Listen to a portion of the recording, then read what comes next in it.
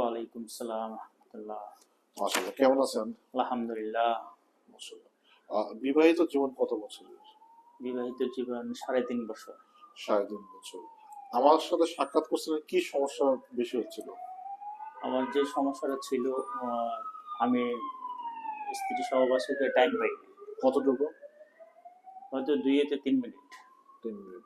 এতে কি স্ত্রী অসন্তুষ্ট হতো? অসন্তুষ্ট হতো। কোনো কোনো ক্ষেত্রে বলা হচ্ছে যে 2-3 মিনিটে অনেকের হয়ে যায়, কিন্তু আপনার স্ত্রী হতো না অর্গাজমটা। জি।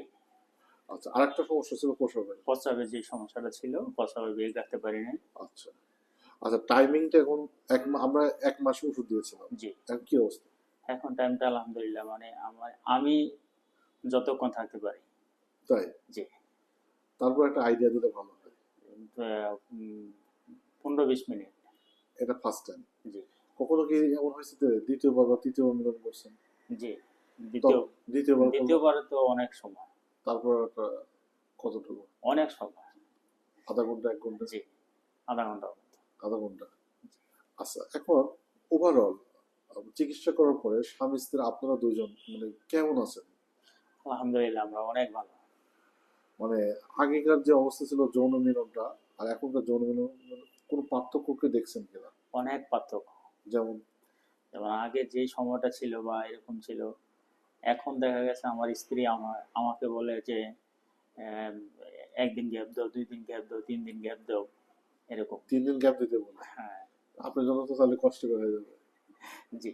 3 দিন গ্যাপ দিলে তো মানে একটু বেশি যাবে। বেশি। জি। আচ্ছা, যাক আলহামদুলিল্লাহ, মানে সে আগে চাইতো, এখন আপনি চাচ্ছেন, উনি না হ্যাঁ। করছে। জি। আচ্ছা, ঠিক আছে, আমরা ভিডিওর একদম শেষ পর্যায়ে চলে এসেছি। দর্শকদের উদ্দেশ্যে যাদের এই ধরনের সমস্যা হচ্ছে বা হতে পারে, তাদের উদ্দেশ্যে আপনার কোনো বিশেষ পরামর্শ আছে?